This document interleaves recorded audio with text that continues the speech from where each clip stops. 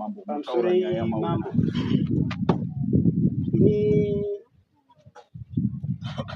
ndine dambudziko rokuti umwe wangu ari kunyorera masabhuku angu ose tsamba yai kumusangano bvisai mari dzestationary asi masabhuku andakapiwa namambo ndakapiwa masabhuku 7 saka mukati memasabhuku 7 pane mamwe mairi ane tsamba yakabva muno mudare mambo vari kuti havazvizivi izvozvo yakadhingwa chidhindo chekwasara inotsanangura kuti avo masabhuku varege vaende kwavanoda asi ndakavapiwa namambo. Izvozvi ndine nyaya dzemari dzakataurwa namambo dzekuti tiri kuda kufenza musha wamambo vedu. Masabhuku ngavakontribhute tiwane mari yekutenga fenzi yekufenza musha wamambo vedu. Ini ndakazosara ndotaura nemasabhuku already vatonyorerwa dzitsamba mari dzavo dzaendawo. Izvozvo handizivi kuti masabhuku akabhadhara nevasina kubhadhara ndevapi. Ndakangokwanisa kuwana 1 wandakagamba akauya nemari yake nebepa rake ndozvandauya nazvo pano. Vamwe vose vari kuti dzakaendesa kwachiri. Ndiri kushaya kuziva kuti mati toshanda sei kana takadaro.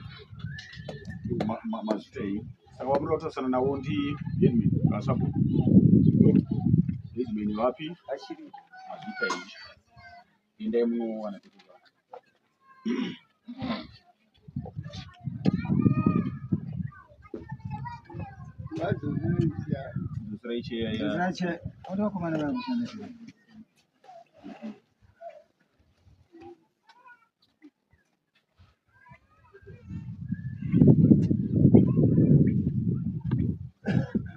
taura chiri chokwadi isina zvandinowedzera kana kutapudza. Mwari ndibatsire musango ripasi mosangana nemukuru saka ikoitora mambo izvo tataura mudare ramambo tataura chokwadi tataura zvinoenda mberi kana kuwedzera kana kutapudza mwari ungamirei taure matama angu pamusoro imambo miraika zvanga zvichisanangura mazvinzo ndaziva munovaziva tovaziva vari chii Edmund mashoko wangu achisanangura mamanzi ndamanzi mune pamunopikisana napo here yakawanda pandopikisana napo saka inguva yenyu yekupikisa kana kuwirirana nemashoko anga achisanangura yaiwa mazita mambo inini ndinopikisa pakuti zvavangaitaura vachiyamanda izvi inini handizivi. Inini ndakaona mari musuro tatiri kumarundu musuro mani tiri tatu china idzi ndakaona mari yongouya ini.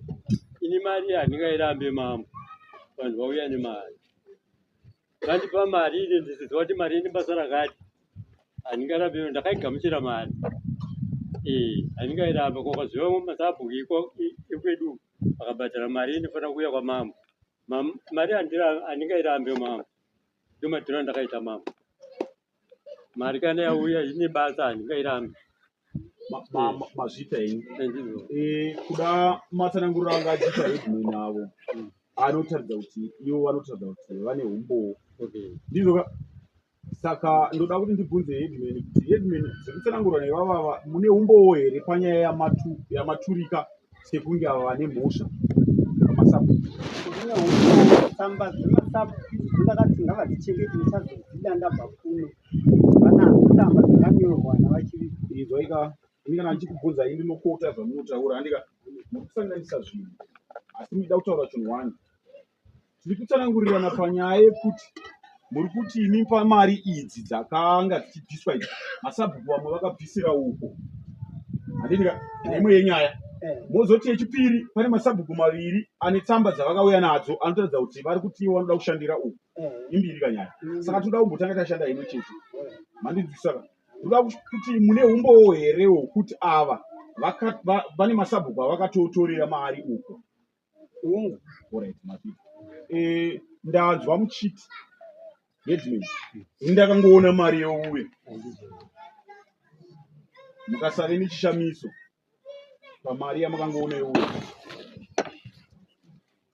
Ndakangoona kuti semari iri kuenda kubasa rimwe chete sezvinoza wadhi rimwe chete ngatigamuchire mari iri kuenda one side. Regai kudai ndikarova mwana wangu pana apa inini akamanyira kumusha kwenyu ave mwana wenyu here.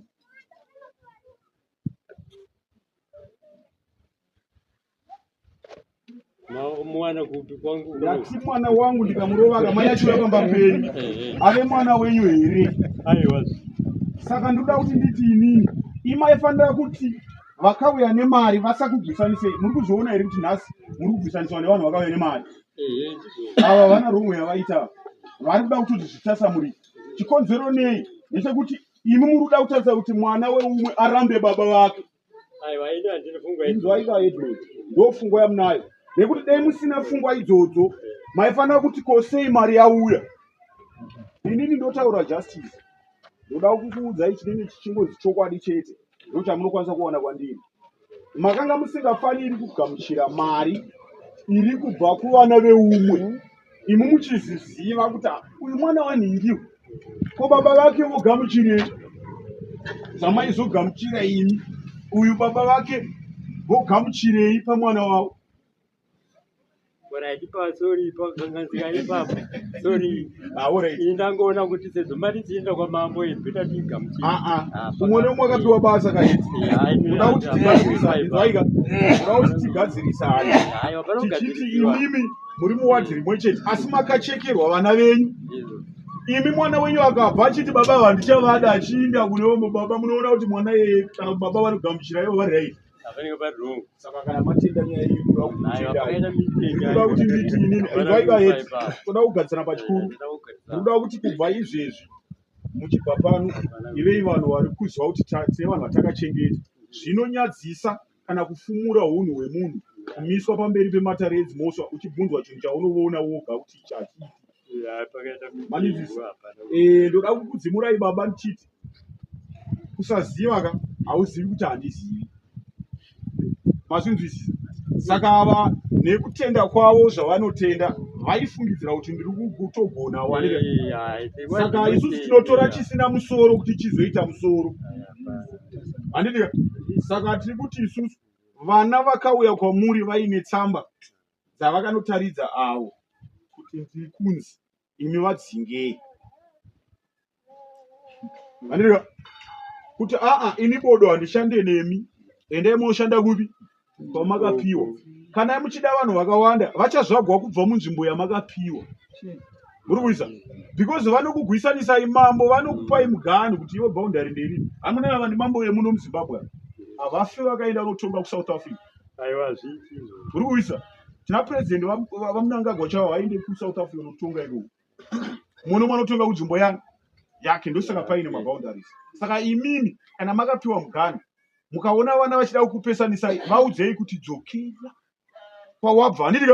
Upotera haurambipo. Munhu anopotera asi muudze reason inoita kuti anogarisana newa kugonana naye. Aiwa, iwai musashande kuti wati. Shandai masabhuku amakapiwa chero vari vashoma. Nekusingaperi. Saka nyaya yevanhu vakuru mambo inenge yapera. Yatsimidzirai zvenyu. Masabhuku ese 14 awane 7. Yes. Paida futi kupa chitsidzo kumasabhuku iwawo. Ndorasingati pari nyaya ipapo. Paida chitsidzo kuti iwo headman wako ndo. Vasava nenyafesi. Handiti. Saka nhasa masabhuku aya konzera kuti vatosurana. Sezvitaura kuti tiwadhi weche. Vanoda home komwe. And how do apartment? Basa wenyapesi. Basa kubaja azondiro wakati. Kana chinyunyuka. Zina nawe kuno kwa mama.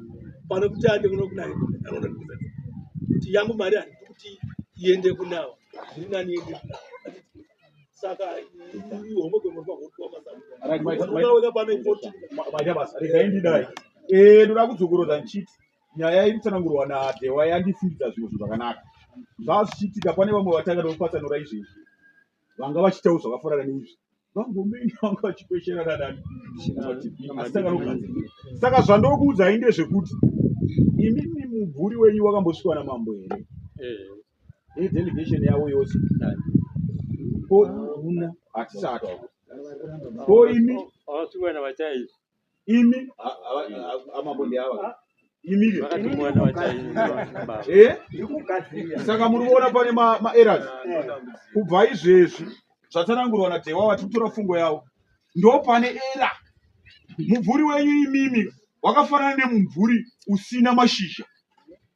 Uri kuisa kana tichitaura munhu tikaenda pamuti uyo muri kumuona uyu neuyo unonzi mumvuri ndeupi?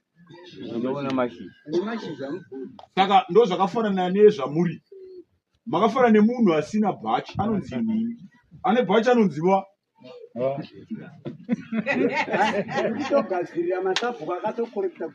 saka achiitai kuti mavara enyu ave nezvawakashure kugonzi kwava chiriga. Kana pakadai panonzi ndichiriga hapana vachiriga, kana pakadai panonzi samwanje hapadziva. Saka Dhewa ndatevera mashoko avo ndichiedza kuti vagonesa iyo zvikose kwatakabva kwave kunaka pasara penyu asi hatinga kukokerei kuti tidanei kumusha kwenyu